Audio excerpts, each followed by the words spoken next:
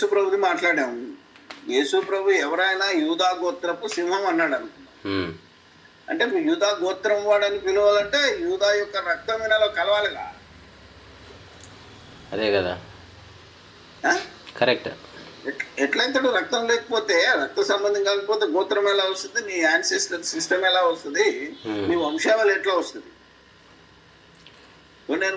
నేను బొంకూరోని, నా రక్తం వచ్చినోడికే కదా బొంకూరు అనే పేరు పెట్టుకోవాలని నీకెవడిస్తాడు? ఉంటే చాలు. ఎందుకంటే ఇప్పుడు ఒకవేళ యేసు ప్రభు శరీరం ప్రత్యేకంగా అది బిల్డ్ చేయబడింది అని అనుకుని మరియమ్మ రక్తంతో కలవలేదు అనుకుంటే యేసు ప్రభు అబద్ధం చెప్తాడా? అంతే కదా, యేసు ప్రభు అబద్ధం చెప్తాడా? పరిశుద్ధాత్మ అబద్ధం చెప్తాడా?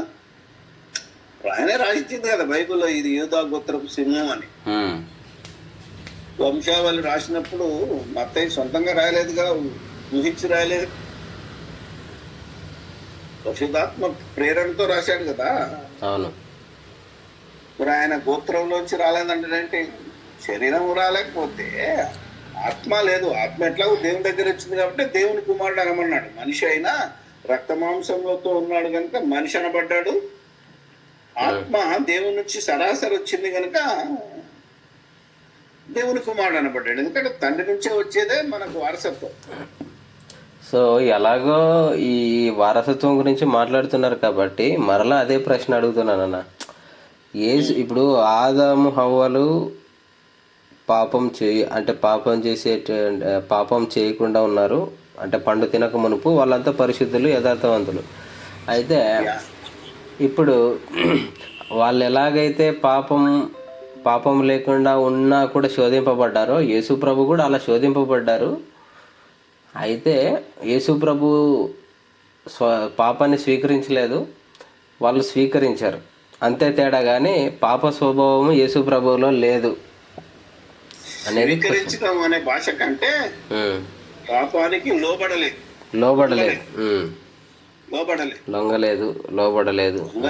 అందుకే నాలో పాపం ఉన్నదని మీలో ఎవడు చెప్పగలడని సవాలు విసిరాడు.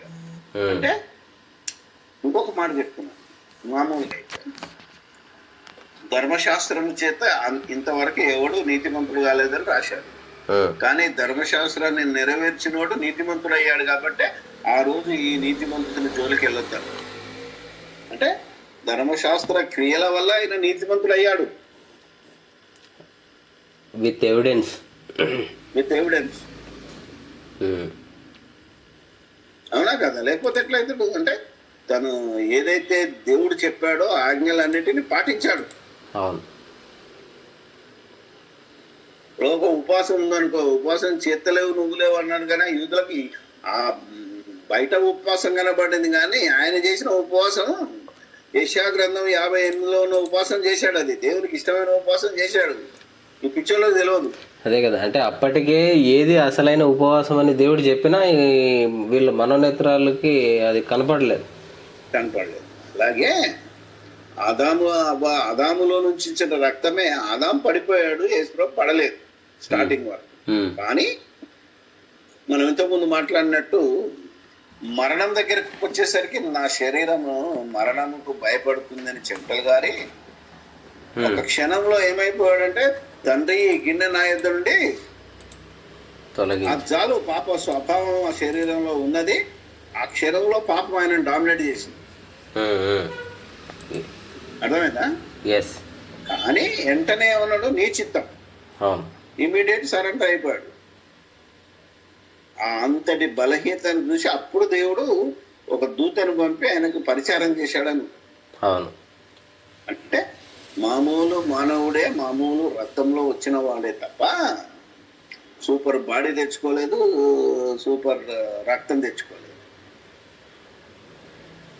వీళ్ళకి ఎలా తయారైందంటే తమ్మి, దేవునికి అసాధ్యమైంది ఏది లేదు కదా.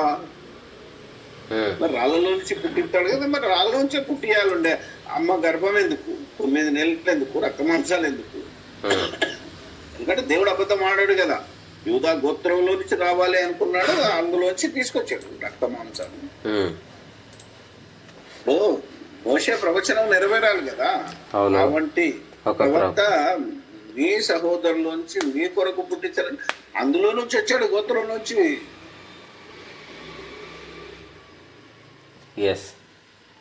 ఆ రక్తం పంచుకోకపోతే యూదా గోత్రం వాడే కాదు, ఆయన ఇశ్రాయేలే కాదు. ధర్మశాస్త్రానికి లొంగాల్సిన పని లేదు. అందులో ధర్మశాస్త్రానికి లోబడిన వాడాయనంటే ఇశ్రాయేలీ. రక్త మాంసములలో పాలివాడాయను అన్నది చాలా క్లియర్గా ఉంది కదన్నా. ఉన్నది. అయితే ఈ ఈ దుర్మార్గులకి ఏంటిది, అవును రక్త మాంసంలో పాలివాడు కానీ ఆ రక్తం కాదు. ఎందుకంటే వీడు ఎక్కడికి లింక్ చేశాడంటే, కొందరు దొంగలు దేవుడు తన స్వరక్తం ఇచ్చాడు కదా, అలాగా ఇది దేవుడి రక్తం, దేవుడు ప్రత్యేకంగా రక్తం ఇచ్చాడు, ఈయనలో నువ్వు పెట్టాడు అనే పెద్ద దుర్మార్గపు బోధ చేస్తున్నారు తప్ప అక్కడ దేవుడు అని లేదు కదా. ప్రభువు తన నెక్స్ట్ అంతా యేసు తన రక్తం ఇచ్చాడని ఉంది. అవును. ఆ రక్తం ఎలాంటిది? ఒకవేళ వీళ్ళ ఆబ్జెక్షన్ ఏంటిది, పాపపు రక్తం అయితే ఎలా అవుతుందంటే పాపపు రక్తాన్ని పరిశుద్ధుడుగా చేసుకున్నాడు. ఎందుకంటే గొర్రెపిల్లగా, పరిశుద్ధమైన మేక గొర్రెపిల్లగా అర్పింపబడాలంటే పాప స్వభావం ఉన్న రక్తాన్ని ఆత్మచేత క్రియలను చంపి 100% ప్యూరిటీ తెచ్చుకున్నాడు రక్తంలో. అబ్రహాం సంతానం కాకుండా నిర్దోషమైన గొర్రెపిల్ల, అదే ఇంకెవడు తప్పు పట్టలేకుండా, అందుకే శరీరంలో దేవత్వంని సంపాదించుకున్నాడు కదా. దేవునికి రక్తం లేవు అని మనమే మొత్తం ఒత్తుకుంటుంది, అదే కదా తమ్మి. రక్త మాంసాలు దేవునికి లేవు, ఇది తల్లిదండ్రుల నుంచి వచ్చినాయి, ఆదాము నుండి వచ్చినాయి. మళ్ళా ఆయన ప్రత్యేకంగా ఎక్కడ రక్తం తయారు చేయలేదు దేవుడు. ఒక్కసారి ఒకే ఒక్క ఆదాము నుంచే ప్రజలందరూ రావాలని డిసైడ్ చేసిండు కనుకనే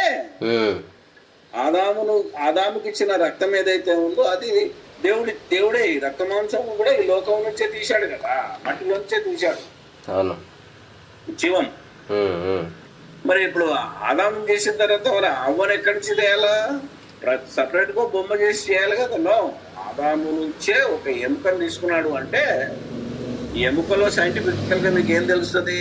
రక్తం, బాడీ. అర్థమైందా?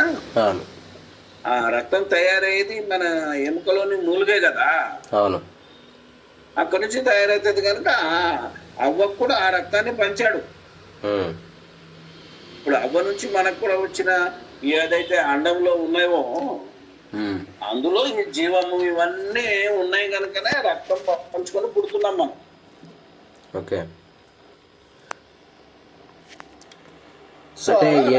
ట్రాన్స్ఫర్ అవుతుంది. యేసుక్రీస్తు కూడా వచ్చింది ఆ రక్తమే. ఒకే ఒక్కరి నుండి అన్ని జాతి మనుషులు అన్నాడంటే యేసుక్రీస్తు మనిషి అని చెప్పాడా లేదా? మనిషి కుమారుడు,